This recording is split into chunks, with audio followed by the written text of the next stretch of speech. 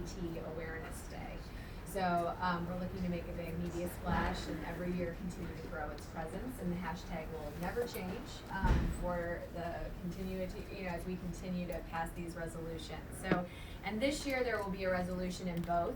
There was a resolution in the Senate last year, but there will also be a resolution in the House as well this year. So we are just going to continue to grow this day. So my name's Audrey Bush. I'm the Executive Director of the Association of Assistive Technology Act Programs.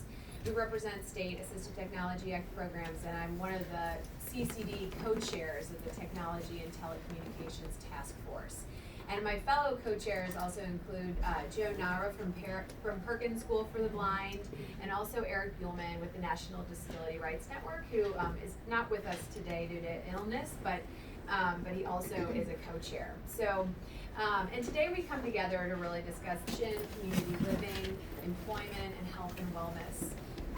Assistive technology actually has a Act of 2004, and it means any item, piece of equipment, or product system, whether acquired commercially, modified, or customized, that's used to increase, maintain, or improve functional capabilities of individuals with disabilities.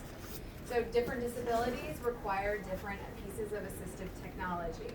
And in the packets you picked up at the front, there's a great one-pager that really describes what assistive technology is and the wide range of AT that can be used. So for example, panelists will likely remark on this range of AT because it can be as simple as a jar opener that helps someone with arthritis open a jar, or Alexa, which many of us likely use in our homes every day. Also, it can range to a speech-generating device or a complex mobility device that may be also more highly technical and specialized. So, on behalf of the CCD Tech Task Force, we'd like to thank you all for being with us and thank all the panelists that are with us and have traveled from all over the nation to be here today to discuss the impact of assistive technology across these 4 topics. So we're very appreciative of your time, and we're eager to hear your expert points of view and experiences with assistive technology. And today what we'll do is we'll introduce each panelist before their opening remarks, and following the conclusion of the remarks, we'll begin a discussion on federal legislation that supports assistive technology and begin a discussion with all attendees as well. So moving on to our first panelist, directly to my left and your right, we're pleased to have Jeannie Kroll with us today, who will be discussing how assistive technology impacts one's ability to live in their community. So Jeannie Kroll is the program manager of the North Dakota Assistive Technology Act program. It's called North Dakota Assistive. She's a NASHA certified speech language pathologist and a RESNA certified assistive technology professional who's worked with people with disabilities of all ages since 1991. And in addition, she's also a 2019 Bush Foundation Fellow recipient. So just to sort of help her tee up what she will say, State Assistive Technology Act programs, including North Dakota, are statutorily required to provide these 4 state-level activities that lead a consumer with the goal of increasing access to and the acquisition of assistive technology. So these 4 activities allow the consumer to actually have a demonstration of a variety of assistive technology. And then once they select a few devices of AT that might meet their needs, they can actually loan them to the consumer so they know if it works in their everyday life. And then once they've selected a device that properly fits their needs, they move into the acquisition phase. And the state program helps them acquire a device in a variety of ways. So thank you for being here with us today, Jeannie, to show the impact of state AT programs, and we look forward to hearing from you. Thank you.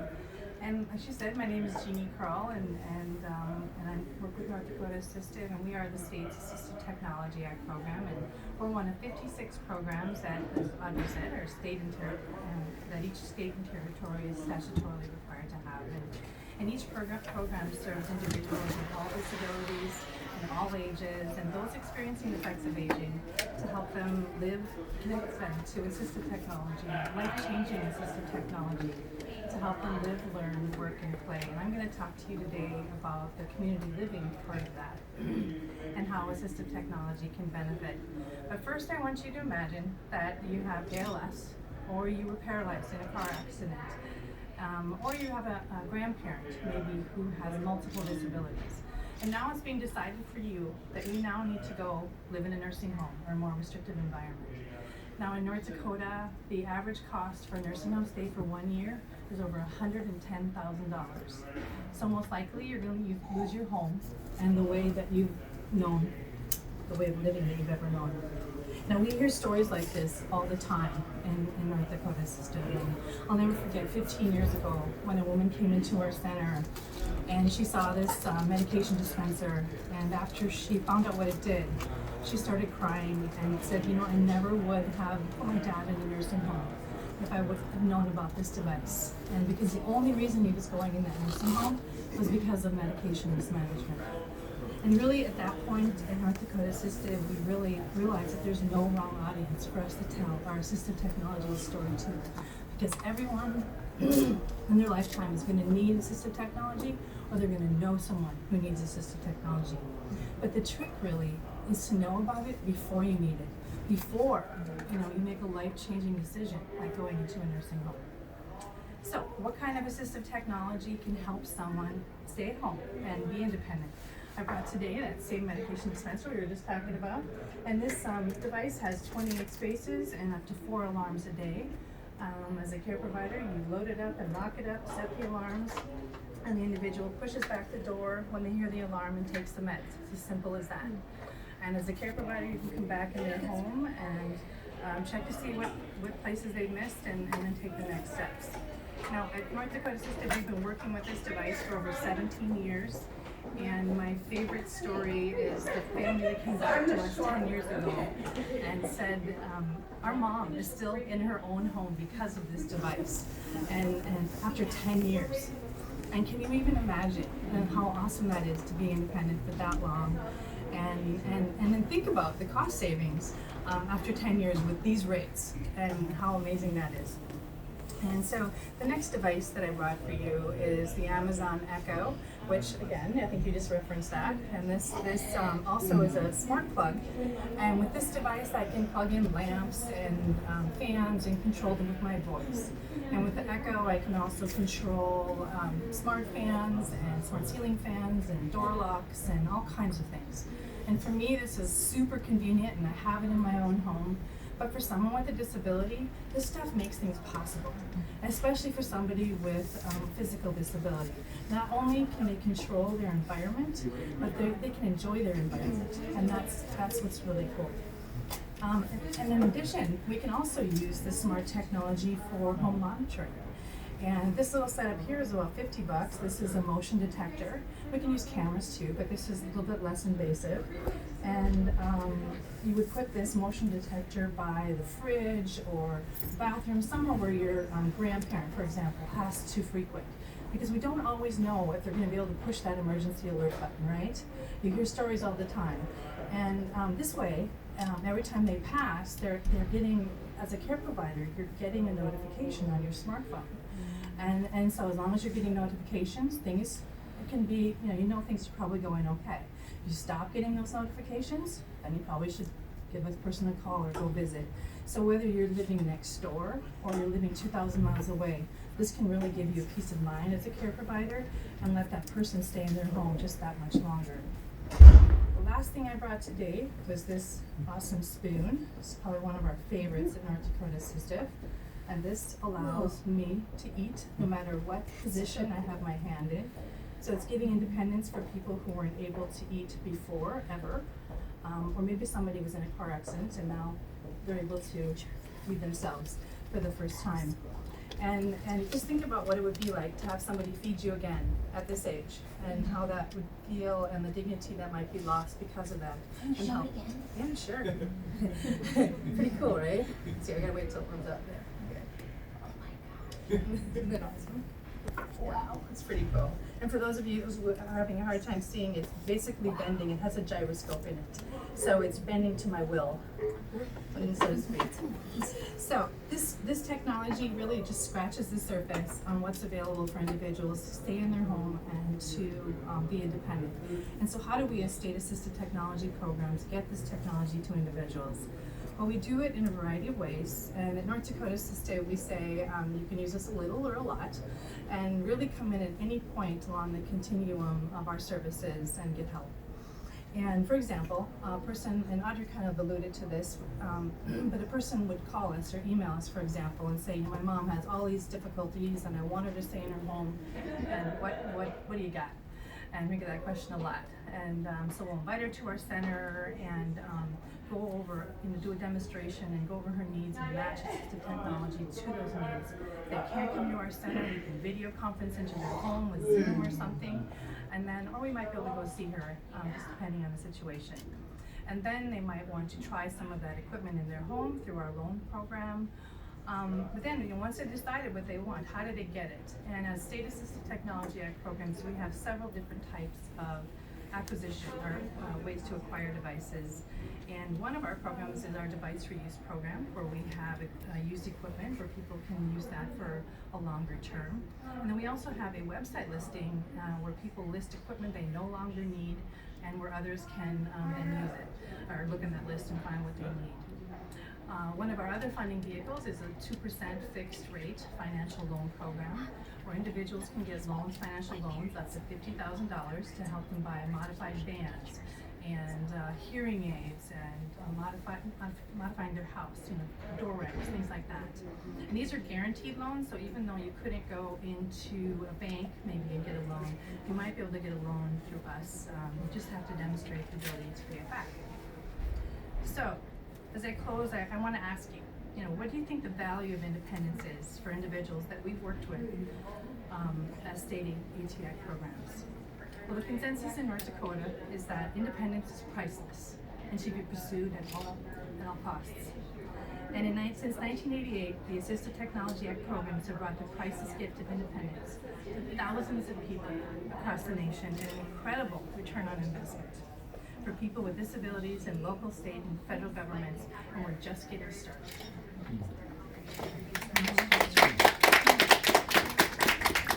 we're going to move on to our next panelist, Dr. Susan Fager, who is here to talk with us today about health and wellness. Dr. Fager is the director of the Communication Center in the Institute of Rehabilitation Science and Engineering at Madonna Rehabilitation Hospital in Lincoln, Nebraska. Dr. Fager specializes in augmentative and alternative communication, AT, for adults with acquired and degenerative neurological conditions such as the traumatic brain injury, spinal cord injury, stroke, ALS, multiple sclerosis, and Parkinson's disease. She has over 20 peer-reviewed publications in AAC and AT, and she has served as a PI, a co-PI, and a consultant on a variety of AAC and AT research grants that are funded through NIDLR, NIH, and NSF. Her research is focused on the evaluation of new and also emerging assistive technologies for individuals with severe physical impairments. So thank you so much for being with us. We know you traveled far to be here, and we look forward to hearing from you. Okay, well, thank you. Here as well at Madonna Rehab Hospital in Lincoln, Nebraska. And I'm going to talk to you a little more about augmentative and alternative communication, which is a mouthful, so I'll just call it AAC. And AAC falls underneath that broad umbrella of assistive technology. And if you're unfamiliar with what AAC is, it refers to devices and strategies, treatment options to help people who have lost their ability to speak. And it helps them with face-to-face communication as well as written communication. So some examples of augmentative communication devices might be something as simple as an app that comes on your tablet that you can type into and it can speak out loud for you. A lot of people that I tend to work with, because I work in a medical environment and I work with people with acquired conditions, typically don't have the ability to use their hands, and so they use more sophisticated options to access their technology. It might be head tracking technology or something as sophisticated as eye tracking, or if someone has maybe a little bit of movement, twitch of their muscle, we can use that movement and they can access a communication device and communicate that way. A lot of the people that I tend to work with have acquired conditions, so someone who has had a severe brain injury or someone who had a brainstem stroke and they're essentially locked in their body, or conditions such as Lou Gehrig's disease, which a lot of you might be familiar with. where eventually the person degenerates to the point where they may not be able to support their communication with their natural speech. So AAC in my world is often first introduced to people in a medical environment because that's when they have their injury and they've lost their ability to speak, and so we show them devices and technologies and strategies that would help them communicate. And it's a really critical period of time to be able to support communication because it supports what we call patient-provider communication. And why is patient-provider communication so important? Well, research shows that a lot of adverse medical events that occur in the hospital typically occur due to communication problems between patients and providers. And then research shows that people who are communicatively impaired are 3 times more likely to suffer an adverse medical event in a hospital setting. So it's really critical that we continue to be able to support those services, provide the technologies to the patients that need it, and provide the support for the therapists to give those services. I'm going to give you an example of a patient that I worked with a couple years ago who I think really exemplifies this need for communication supports in AAC and medical settings. This patient, her name was Mary, and she came to us and she had had a diagnosis of Guillain-Barré. And I don't know if you're very familiar with Guillain-Barré, but it can rapidly progress. So you might start with a little bit of weakness, and within literally a week or 2, you could be completely paralyzed on a ventilator and unable to talk. And unfortunately, that's what happened to Mary. And so she came to us about 2 or 3 weeks into her diagnosis, and she wasn't able to speak, and she just had eye blinks to communicate, which is pretty common early in that recovery process. But the nursing staff were really concerned about Mary because she was really inconsistent with her communication, and they felt that she would sort of stop communicating at times, and we didn't know if she had possibly another neurologic event that had happened that's impacting her ability more than just the Guillain-Barré. So we were called in to evaluate her, and we found out that Mary seemed to be able to follow all of our directions, but she only had eye movement. So we brought in eye tracking technology.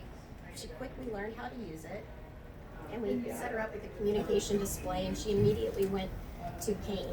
And so we said, well, tell us more about your pain. We kind of drilled down and asked her more questions and brought more choices up to her. And she was suffering from a really severe bout of neuropathy, which can happen with Guillain-Barré, but hers was very severe. So that's why she was shutting down. So we immediately talked to her physician and her nursing staff. They changed her pain medication. And then she worked using the eye tracking system to communicate with the nursing staff to tell her exactly where her pain was, what activities elicited the pain, so they could change sort of her care regimen throughout the day just to alleviate the pain as much as possible. So at that point, Mary was doing great communicating. She was also a nurse prior to her Guillain-Barré, so she really wanted to be involved in her care plan. She had lots of questions for her physician. She used her eye tracking device to ask those questions. She wanted to know if she was a candidate for clinical trials, wanted to know what types of drugs, what her prognosis was. And then she also had very specific care regimen that she wanted the nurses to follow. And it was great because the nurses didn't know that. It's just a guessing game for them. It really helps them if a patient can communicate that to them. Mary also used that system to help lessen the burden of care on her spouse. She knew that her condition was severe and she would likely need to transition into a skilled nursing environment prior to going home. But her husband didn't quite know a lot about that or what places to choose, and she, being a nurse by background, helped him pick the right place for her to go. So she really was actively involved with her care with the use of technology. It kept her from being misdiagnosed with a cognitive problem that she didn't have. It decreased her pain that she was suffering from. I mean, technology really did a lot for her. So essentially, I'm showing the benefit of the technology in the medical environment, but I wanted to talk a little bit about Mary's transition home. So she was a nurse, and she couldn't go back to that profession after this illness. However, she found a way, using her eye tracking system, to still contribute to her community. So when she got home, she started to develop a health and wellness bulletin that got distributed to her community through her local church that she would write every month, which was great. So she was still a contributing member of society. It increased her quality of life because she could still do something that she had been trained to do all her life in some capacity.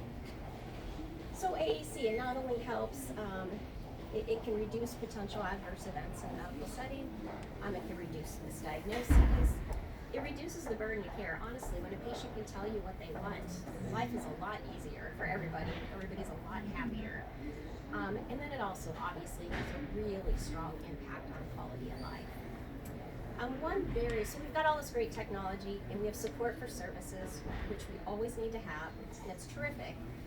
But I do see there are barriers that are present. And I live in a rural state, and the barriers I see are due to access. So AAC is a fairly specialized service. Sometimes it takes special training, or if you don't have the specialized training, it takes just years of experience in doing it. And typically it's specially trained or experienced speech pathologists and occupational therapists that provide those services in a healthcare setting.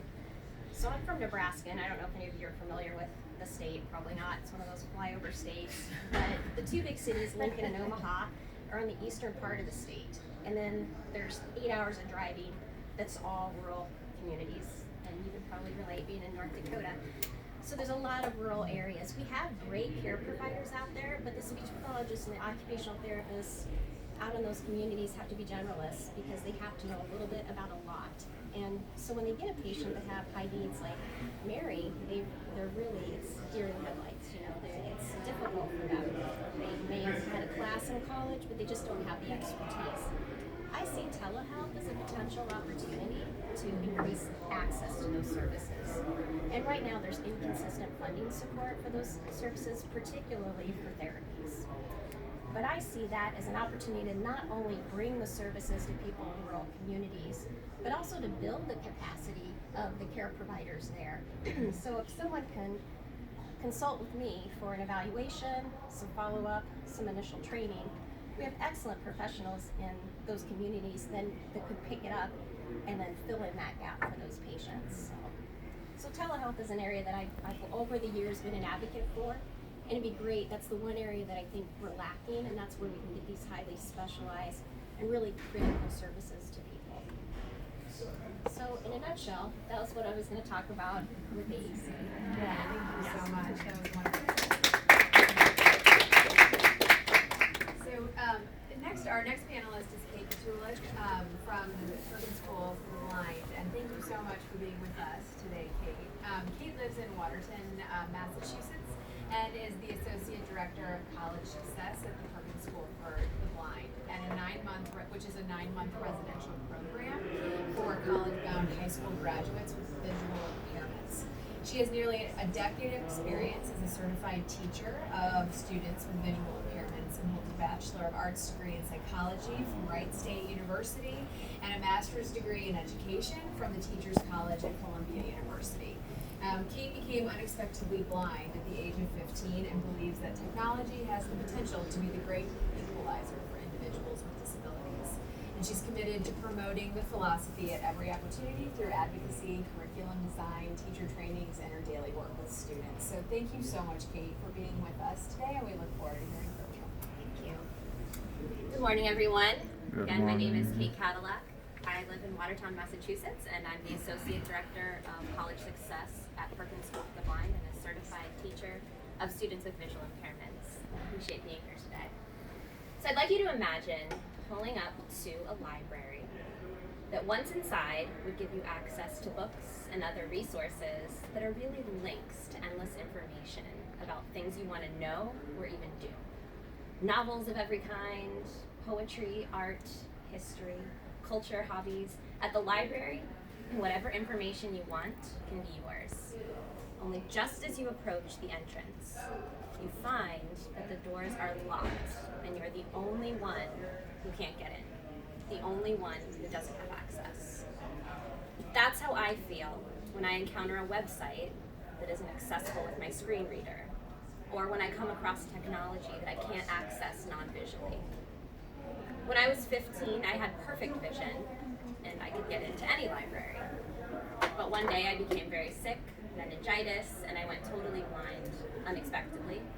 And suddenly, I was blocked from all the libraries, all the information and resources. Until I learned to use technology. And once again, I had the full access.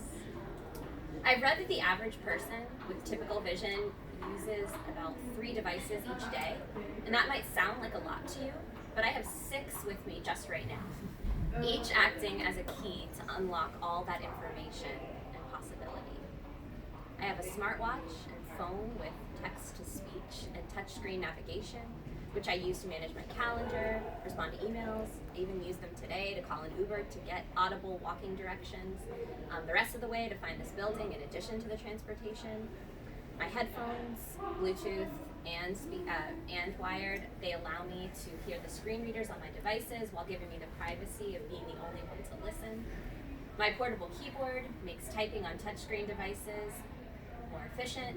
My laptop is my most powerful tool in my job, and a digital braille display, which you may not have heard of, but I lay my fingers on it and braille pops up in real time as I read. It gives me access to books, websites, and anything else I want to read by touch. I could give dozens of other examples of technology that I own that enables me to be more independent as a learner, professional, traveler, cook, runner, triathlete, and ultimately a more confident, capable, and fulfilled member of our society.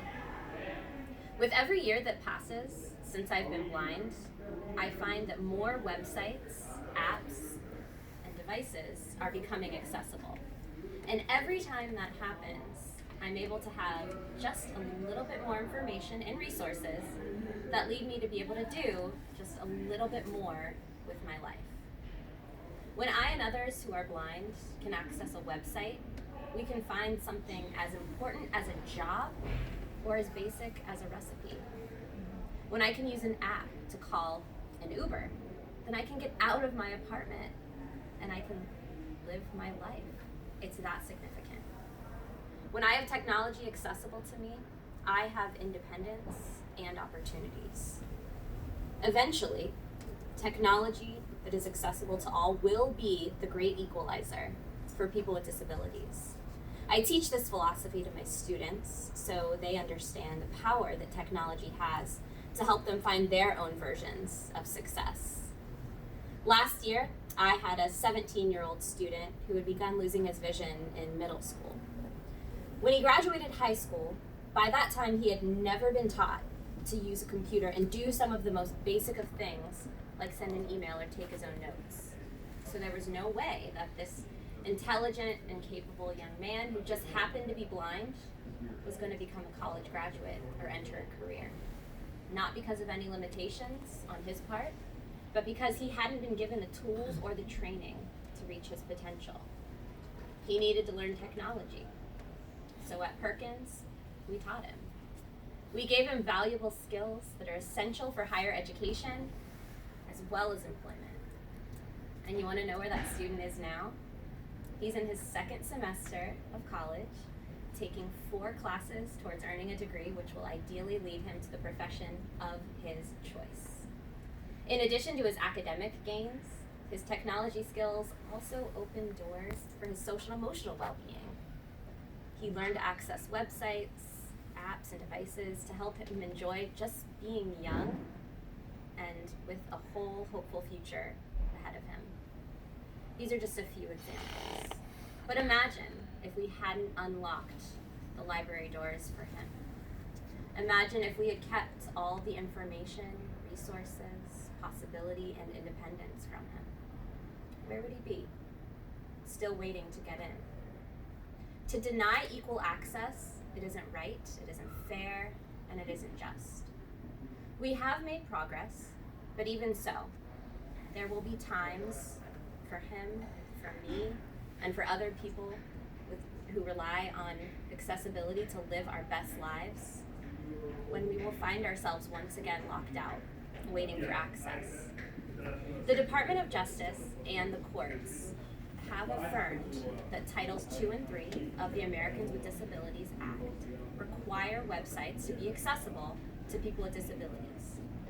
Likewise, the World Wide Web Consortium has already developed and maintained standards for accessible website design. Yet, not all websites and other technology are accessible. At a minimum, following web content Accessibility Guidelines, or WCAG 2.0 Level AA, is a critical step in guaranteeing that people with disabilities can fully enjoy and benefit from all the internet and other technology has to offer. I feel a sense of urgency to help build a better nation where equal access is granted to everyone, regardless of ability or disability. I hope you will join me in unlocking the library for everyone. Thank you. Thanks so much, Kate, and we look forward to continuing this conversation. But the next panelist that we will hear from, and we're so excited to have you here, is Fidel Raja. Fidel Raja joins us today from the Fairfax County Public Schools Secondary Transition Employment Program. When Fidel came to the States, he was 4 years old from Morocco and looking for a better quality of life and way to communicate. He is looking forward to sharing his story about using assistive technology devices in his work environments, and we're very excited to hear from you today. Please welcome Fidel Raja.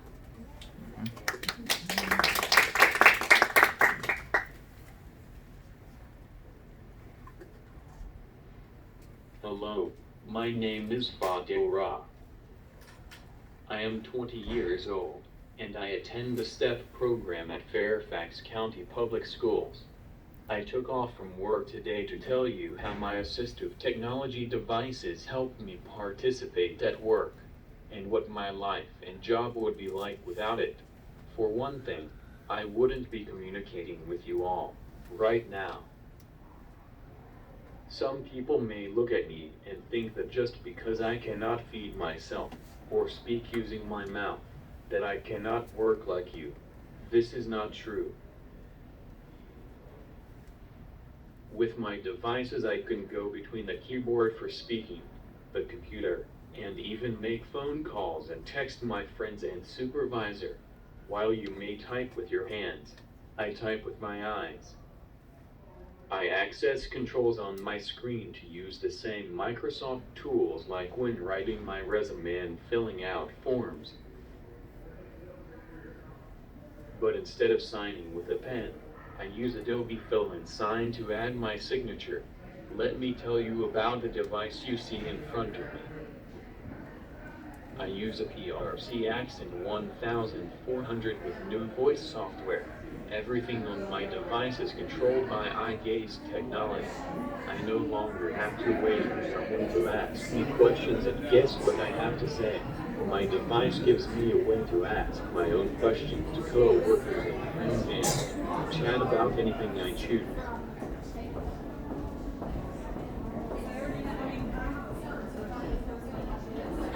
I even have my cell phone hooked up so I can text, call, and access transit sites to learn ways to get around.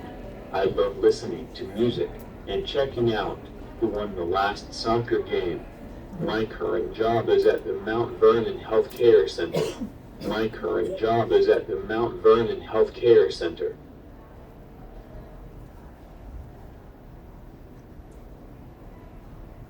I lead leisure activities for residents by providing instructions for the activities.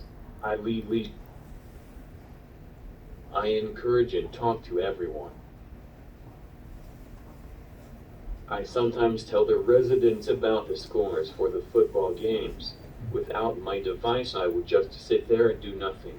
Instead, I would have to listen to others questioning me and use my gestures to play the yes and no game. The residents and myself would probably be bored, and my interactions would be shallow.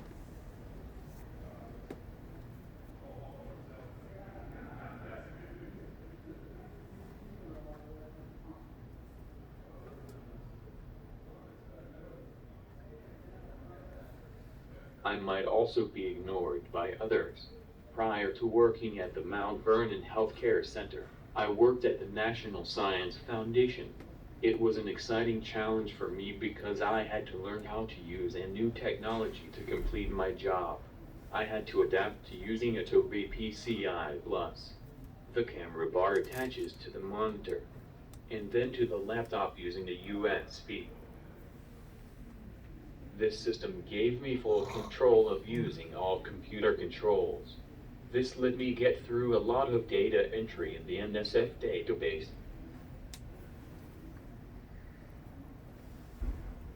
While I used my assistive technology, my coworker worked in the suite right next to me.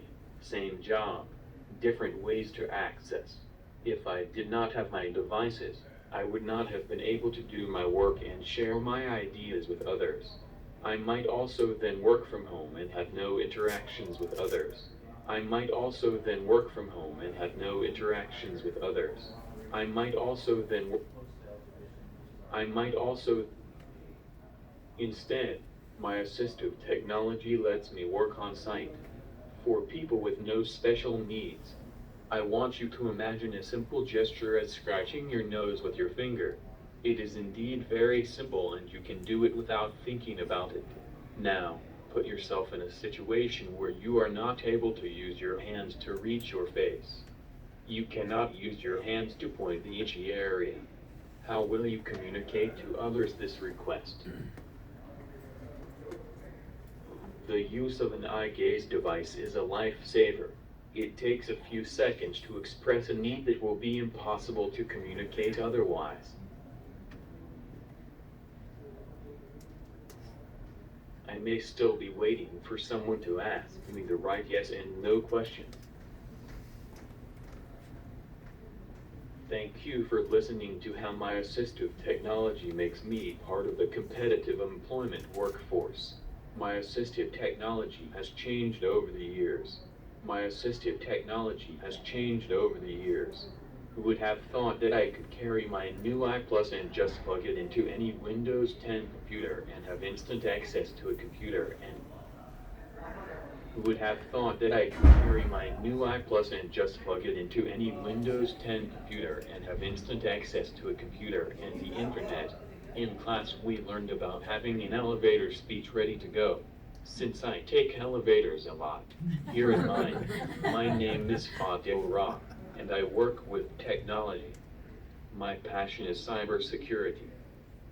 As you may see or hear, I use a communication device to speak. I may take an extra moment to answer. Please be patient while I am typing. I will never give up. My card is in my right pocket on my wheelchair. My card is in my right pocket on my wheelchair. My card is in my right pocket on my... Please send me an email with your contact information. Thank you.